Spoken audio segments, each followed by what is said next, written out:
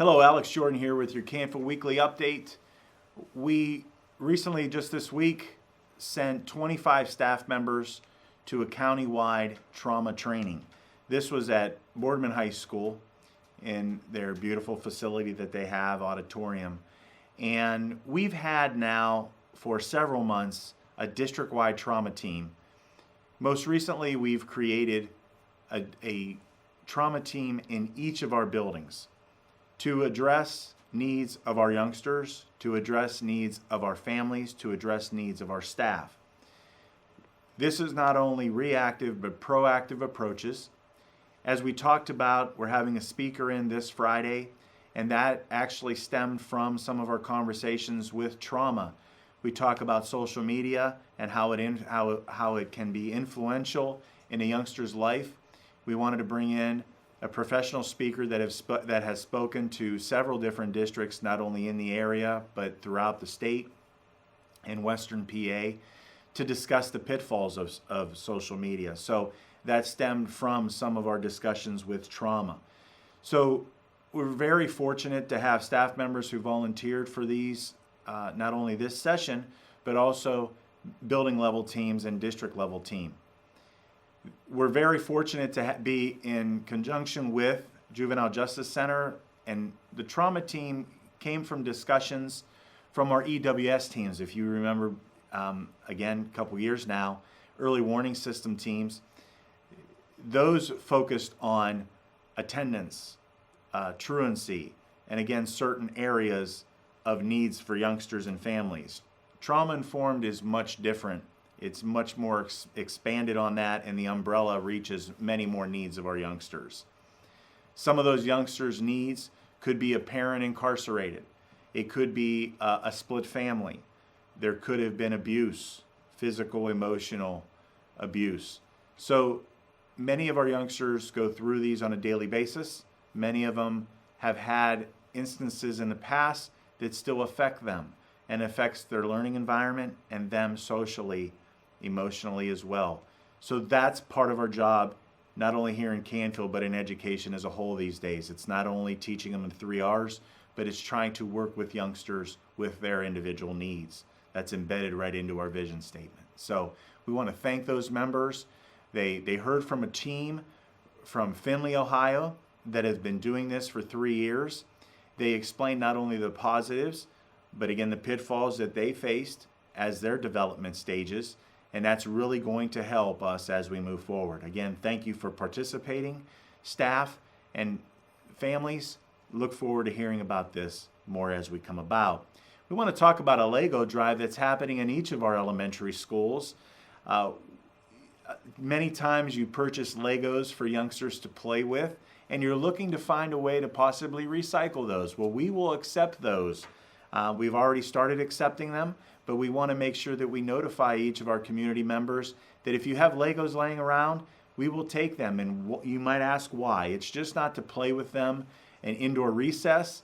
We're actually having a STEAM initiative in each of our buildings, and we're looking to advance and educate our future engineers. So this is an opportunity for you to get involved. We will surely take those Legos off of your hands, and our kiddos will put them in some new hands and allow them to develop their brains as they move forward in the elementary buildings. We're going to toss it over, and we're going to hear from kiddos at C.H. Campbell about their Giving Tree project. We're also going to hear about middle school play coming up. Folks, take it away. Miss Snyder's 4th grade class, Miss Todd's 1st grade class, and Miss Bartels and Miss Bloomster's kindergarten classes have teamed up to hold a hats, mittens, scarves, and socks drive at C.H. Campbell from November 4th through November 26th. A giving tree has been set up in the school's lobby where all CH students can take student-made tags off the tree and replace them with the brand new hats, scarves, mittens, and socks. Our goal is to completely fill up the tree. All items collected will be donated to charities for those in need this winter. Our 4 classes kicked off our community service project with a poem called The Giving Tree, written by Miss Snyder.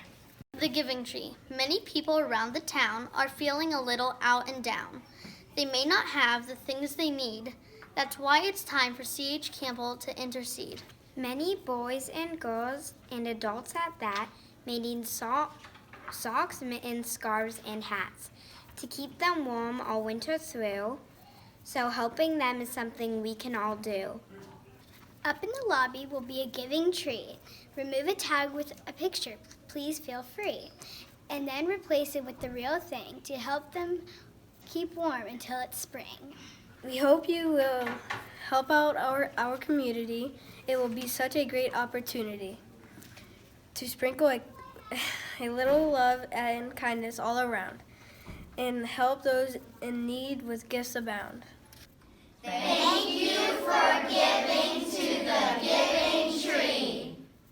Hello, I'm Jen Kuzak, Director of the Drama Program at Canfield Village Middle School.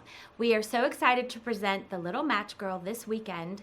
It features 5th and 6th grade students running the lights, running the sound, on stage, and also behind the scenes on crew.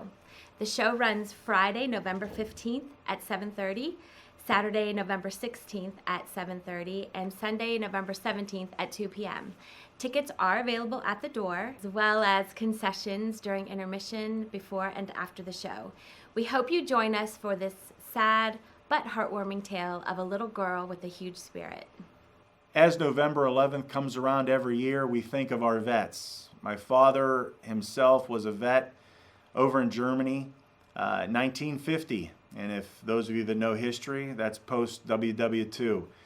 Had many stories about those days. I've had other family members involved in the military. I'm sure you folks have as well. We were fortunate to have speakers come in and invite local vets to come in November 11th at each of our buildings. And we want to thank them not only for their service, but their continued efforts to help educate our youngsters.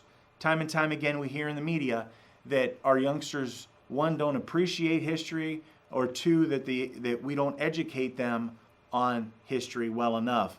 Well, I can tell you this, our youngsters understand what being a patriot is.